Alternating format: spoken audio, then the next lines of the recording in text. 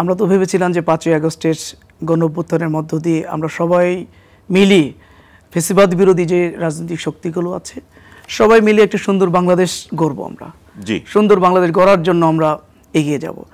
এবং 5ই আগস্টের পরবর্তী সময়ে যে সরকার ডক্টর প্রফেসর ইউনূস সাহেবের নেতৃত্বে যে সরকার ক্ষমতায় আসলেন, তারা কিন্তু 3টা প্রতিশ্রুতি দিয়েই ক্ষমতায় বসেছিলেন। ক্ষমতায় বসার পরে তারা 3টা প্রতিশ্রুতি দিলেন জনগণকে, যে তারা সংস্কার করবে, তারা বিচার করবে এবং একটা সুন্দর নির্বাচন দিবে, যেটা 16 বছর এদেশের মানুষ দেখেনি।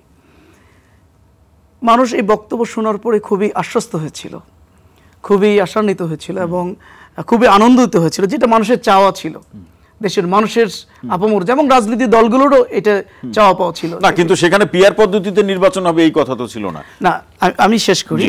তো আমরা দেখলাম আজকে 1 বছর পেরিয়ে গেল, প্রায় 2 মাস ধরে ঐক্যমত্যের কমিশন এখানে 31টা দল নিয়ে প্রায় আলোচনা করলো। এই আলোচনার পরে আমরা যতটুকু জেনেছি প্রায় 80টারও বেশি, 81টা বা 82টা বিষয়ে মোটামুটি সব রাজনৈতিক দলগুলো ঐক্যমত পোষণ করেছেন।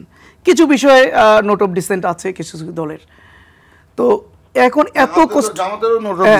এত কষ্ট করে যখন এতগুলো বিষয়ের পরে ঐক্যমত পোষণ করলেন রাজনৈতিক দলগুলো, এই বিষয়গুলো এখন কিভাবে বাস্তবায়ন হবে এটার দাবিতেই তো এখন মূলত কথাবার্তা হচ্ছে। না, সেটার জন্য আপনাদের রাজপথে নামতে হবে, কেন আন্দোলনে এখন আমরা দেখছি যে এত আলোচনার পরেও দেখা যাচ্ছে যে এটা বাস্তবায়নের ক্ষেত্রে একটা বড় বাধা তৈরি হচ্ছে। এখানে সরকারও, আমরা যতটুকু বুঝতেছি যে সরকারও হয়তো বা চাচ্ছে কি যাচ্ছে না, এটা সরকার পক্ষ থেকে আমরা আন্তরিকভাবে এখন পর্যন্ত বুঝতে পারিনি। আবার প্রকাশ্যভাবেই আমরা দেখছি কিছু রাজনৈতিক দল এটা বাস্তবায়নের ক্ষেত্রে একটা বড় বাধা হয়ে দাঁড়িয়েছে। কেউ কেউ বলছেন যে পরবর্তী সময় আমরা মানে ক্ষমতায় আসার পরে তারপরে এটা বাস্তবায়ন করবেন, যেটার পক্ষে বাকি রাজনৈতিক দলগুলো একমত হচ্ছেন না এবং এটা মানে বাস্তবসম্মতও না।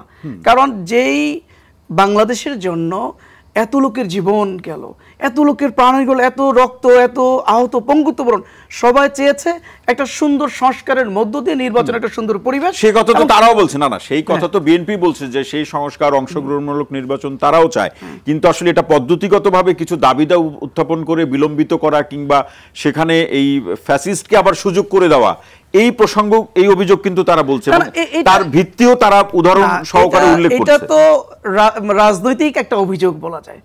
এখানে দেখুন যে আমাদের এখন মৌলিক যে 5টা দাবি নিয়ে আমরা আন্দোলন করছি, একটা হলো জুলাই সনদের আইনি ভিত্তি এবং এই জুলাই সনদের নির্বাচন, যেটা বলা যায় যে 31টা দলকে নিয়ে যে আলোচনা টেবিলে বসেছিলেন, 31টা দলের মধ্যে প্রায় 25টা দলে এটার সাথে একমত।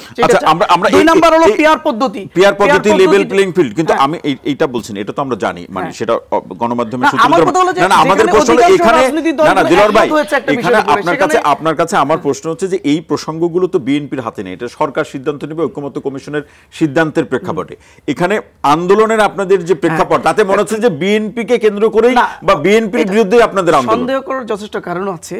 যেখানে আমরা দেখছি যে এত আলোচনার পরে অধিকাংশ দল যখন মানে এটা চাচ্ছে, তারপরও যখন সরকার এটা বাস্তবায়ন করতে পারছে না, তখন ধরে নিতে হবে কেউ বা কোনো জায়গা থেকে সরকারের উপর একটা প্রচন্ড প্রেসার যাচ্ছে, যার কারণে সরকার হয়তোবা এটা বাস্তবায়ন করতে কিছুটা দ্বিধাগ্রস্ত।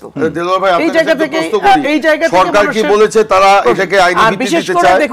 বিশেষ করে দেখুন যে আমরা এখানে একটা ঘটনাকে, এটা নিয়ে অবশ্য আবার অনেকেই ভুল বুঝেন, এটা ভুল বুঝেন যে যখন বর্তমান অন্তর্বর্তীকালীন সরকারের যে প্রধান আইনি ভিত্তি যে ডক্টর ইউনূস সাহেব, এখানে একদিকে আলোচনা চলতেছে, তিনি এপ্রিলের দিকে একটা নির্বাচনের জন্য একটা ডেডলাইন ঘোষণা করলেন, হঠাৎ করে তিনি লন্ডনে গেলেন, এটাকে অ্যাপ্রিশিয়েট করেছি। লন্ডনে গিয়ে ওখানে তো স্বাগত জানিয়েছেন ভাই, এখন স্বাগত জানিয়ে তো আসলে অপমান করার কোনো মানে নেই। অপমান করছি না, আমি বলছি এটাকে স্বাগত জানিয়েছি, এটা দরকার ছিল, প্রয়োজন ছিল, এটা মনে করছি। কিন্তু ওই বৈঠকের পরপরই যখন মানে দুইটা মানে সরকার এবং একটা দলের সাথে বৈঠক করেই যখন একটা নির্বাচনের ডেডলাইন ঘোষণা করা হলো এবং যৌথভাবে একটা প্রেস ব্রিফিং করা হলো, এরপর থেকে কিন্তু দেখা যাচ্ছে যে সরকারের অ্যাটিটিউড একটু কিছুটা মোড় ঘুরে গেল এবং দেখা যাচ্ছে যে এখানে এইটার প্রভাব কিন্তু আমলা থেকে শুরু করে সরকার, আপনার কাছে যার কারণে কিন্তু এটা